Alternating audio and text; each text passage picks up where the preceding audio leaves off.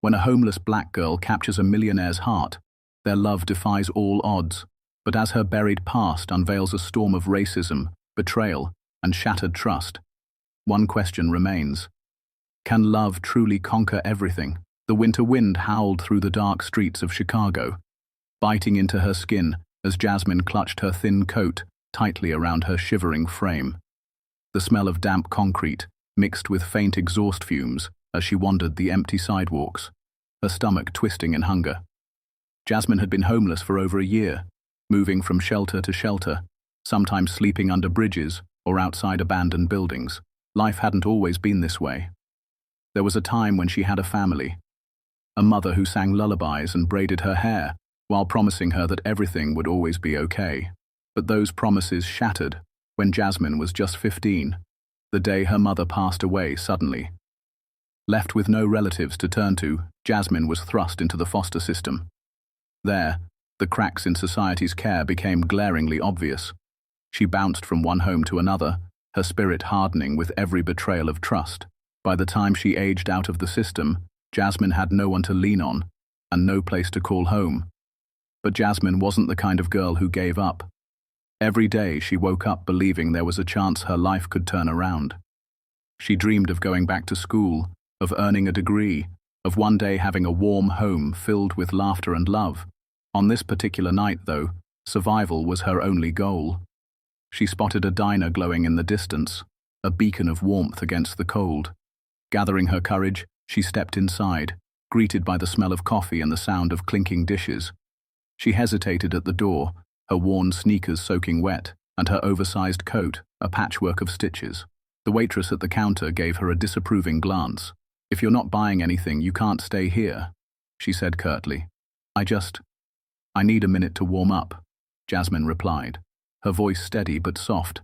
The waitress sighed but nodded toward a booth in the corner. Jasmine sat down, feeling the warmth seep into her frozen hands. As she looked around, she couldn't help but notice the stark contrast between her and the other patrons. Couples sharing laughter over steaming cups of cocoa, families chatting over burgers. In that moment, Jasmine felt invisible, as though she existed in a world parallel to theirs. A few minutes later, the waitress approached again, this time with a plate of leftover fries and a small cup of coffee. "Here," she said brusquely, "but don't expect this every time." "Thank you," Jasmine murmured, her eyes stinging with tears she refused to shed. As she ate, she gazed out the window, watching the city lights blur against the frosted glass. She didn't know what tomorrow held, or if she'd even find a safe place to sleep. But she promised herself one thing: she wouldn't let the world break her. Just then, the door jingled open, and a man stepped inside. He was tall and well-dressed, his coat tailored perfectly, and his shoes shined as though they'd never seen a speck of dirt. He didn't belong here, and yet his eyes scanned the room, stopping for a moment when they landed on Jasmine. She quickly looked down, hoping he wouldn't notice her. But he did, and that moment, though fleeting, was the beginning of something Jasmine never could have imagined. A love that would challenge everything she believed about herself, the world, and the barriers society had placed before her. The man's gaze lingered on Jasmine for a moment longer than she expected. Embarrassed, she dropped her head and pretended to adjust her coat, wishing she could melt into the booth's cracked vinyl seat. She was used to people staring, some out of pity, others with judgment. But this man's look wasn't like the others. It wasn't cruel or condescending.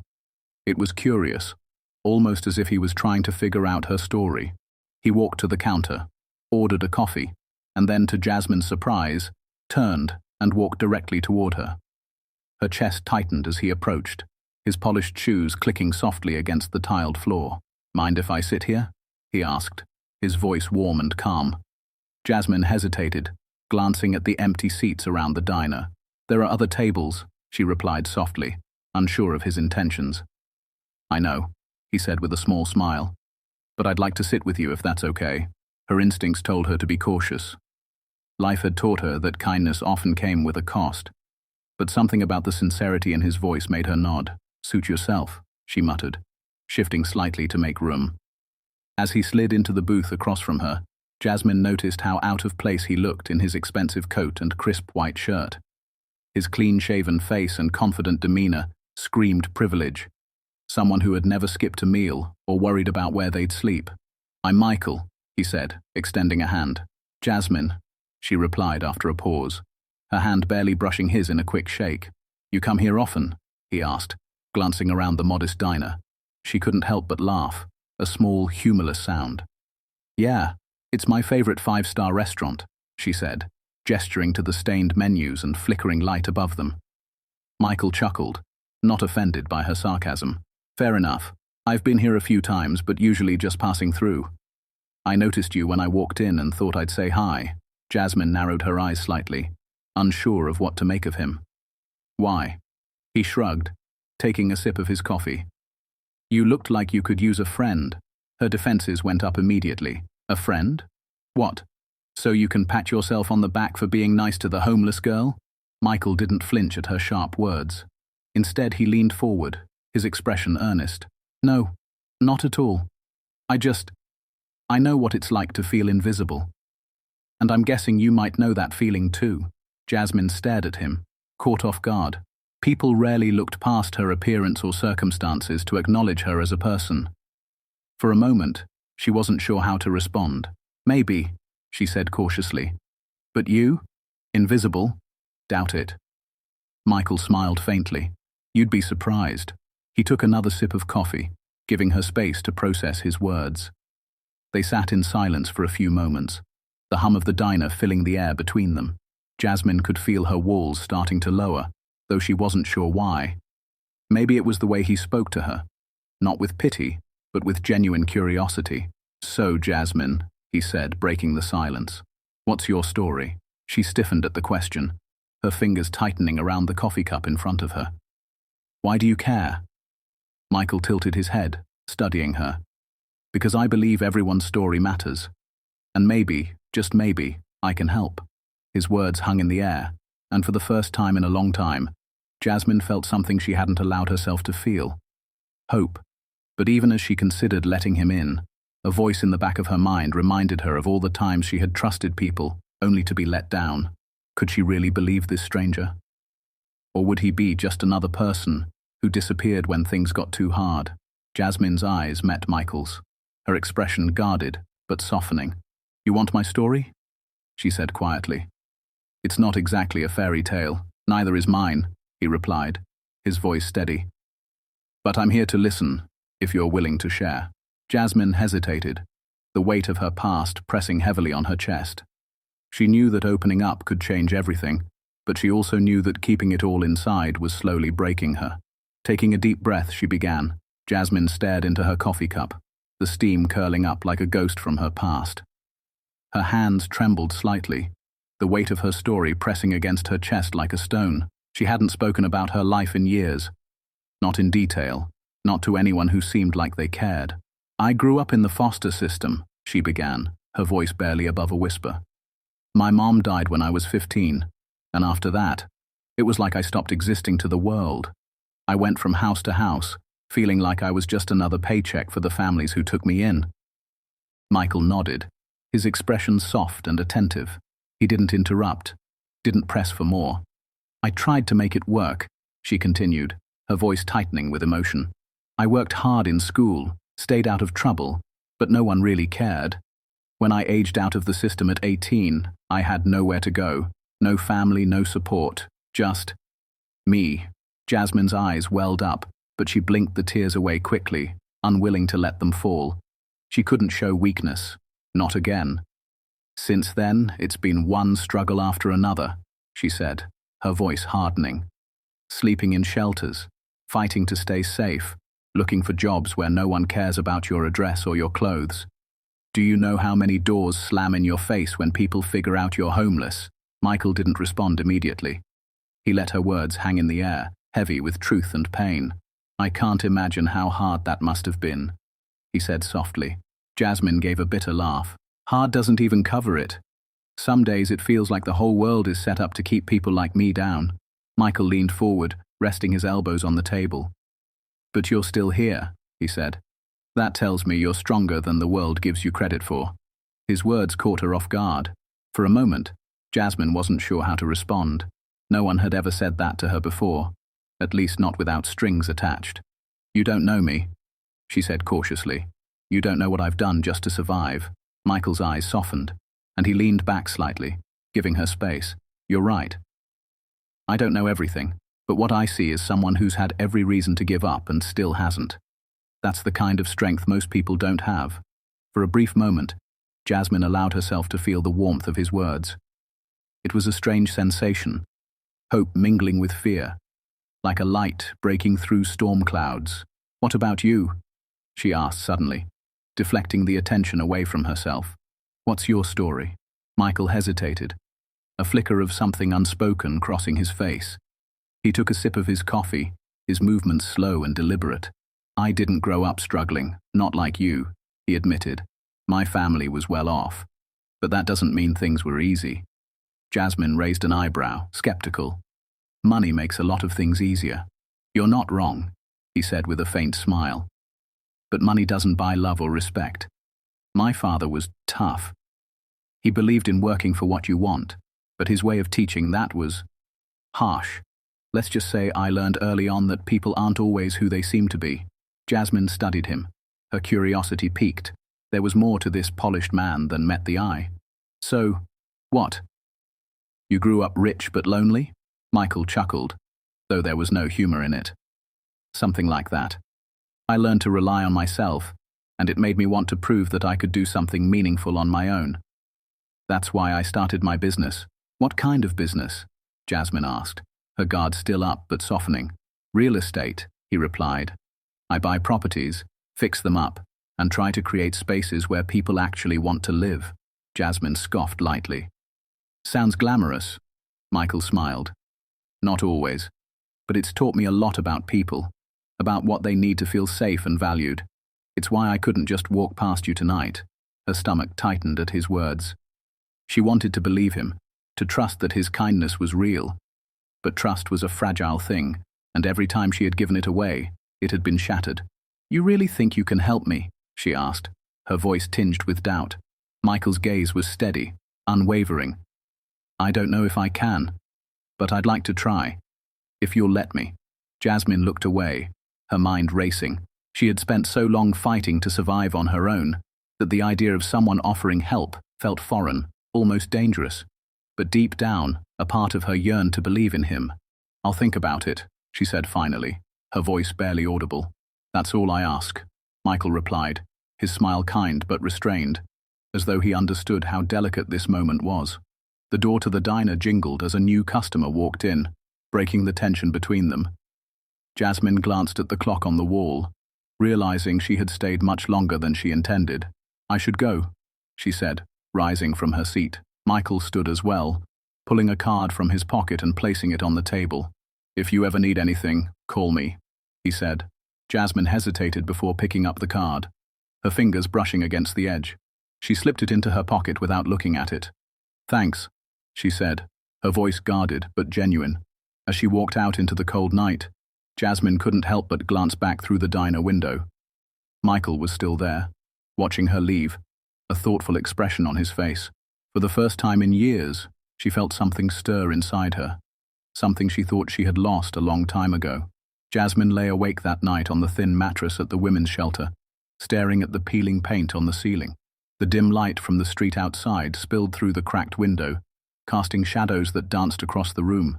Michael's words echoed in her mind, each one stirring something unfamiliar within her. Hope. She pulled his card from her pocket, running her fingers over the embossed letters. Michael Carter, it read, followed by a phone number. His name sounded as polished as the suit he wore, a stark contrast to the worn clothes hanging on the chair beside her bed. What do you want from me?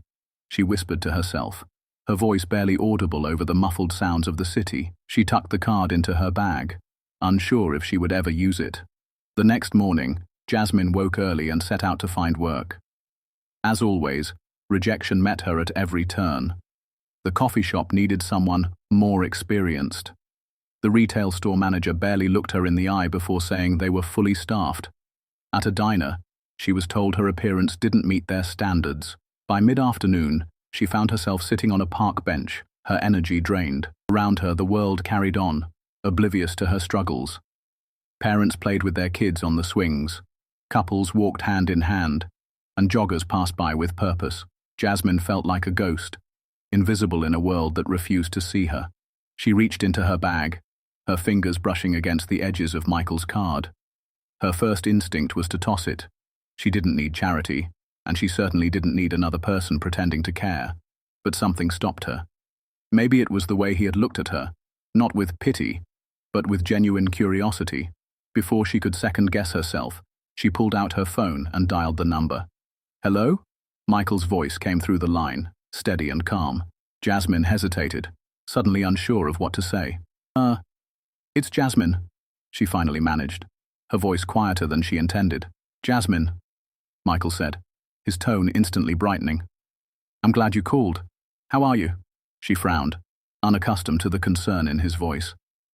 "I've been better," she admitted. "Look, I don't know why I'm calling. Maybe this was a mistake." "It's not a mistake," he said quickly. "You don't have to figure it all out right now. Why don't we meet and talk? No pressure, just a conversation." Jasmine bit her lip, weighing her options. The sensible part of her screamed to hang up, to retreat back into her solitude, where no one could hurt her. But a smaller, braver part of her wanted to see if Michael's kindness was real. "Okay," she said finally. "Where?" Later that afternoon, they met at a small cafe near the park. Jasmine had been hesitant to show up, but the moment she saw Michael sitting by the window with a warm smile on his face, she felt a small sliver of reassurance. "Thanks for coming," he said, as she slid into the seat across from him. "Don't thank me yet," she said with a wry smile. They ordered coffee, and Michael didn't waste any time diving into the conversation. "I've been thinking about what you told me yesterday," he began, "about how hard it's been for you to get back on your feet." Jasmine nodded, but stayed silent, unsure of where he was going. "I want to help," he said simply. "I own some rental properties around the city. One of them just became vacant, and I think it could be a good place for you to start fresh." Jasmine blinked, stunned by his offer. "Wait, you're saying you want to give me a place to live?" One evening, as Jasmine walked home from the bakery, she noticed a familiar figure leaning against a lamppost near her apartment. Her breath caught in her throat. "Jasmine," the man called out, his voice rough and edged with malice. It was Marcus, someone she had desperately tried to escape from months ago. A man who had once offered her protection on the streets, only to drag her into a dangerous world she barely escaped. "What do you want, Marcus?" she asked, keeping her distance. He smirked, his eyes narrowing. "Word on the street is you're living good now, a nice place, a job and all that. I think it's time you remembered who helped you back then." Jasmine's stomach churned. "You didn't help me, you used me." "Semantics," Marcus said, shrugging. "Let's not rewrite history. I gave you a roof when no one else would, and now you're going to pay me back." "I don't owe you anything," she shot back, her voice trembling but firm. Marcus stepped closer, his presence looming. "That's not how I see it, Jasmine.